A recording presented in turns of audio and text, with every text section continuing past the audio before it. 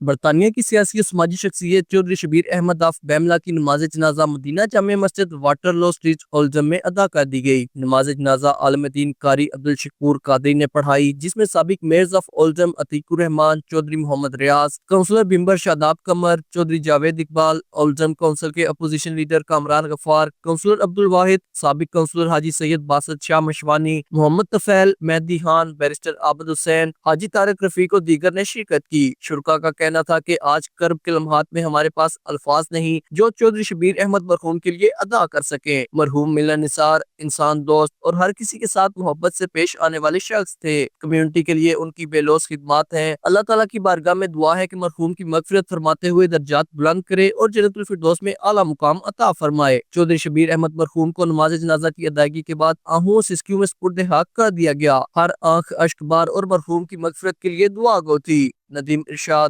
JK news, اولڈہم۔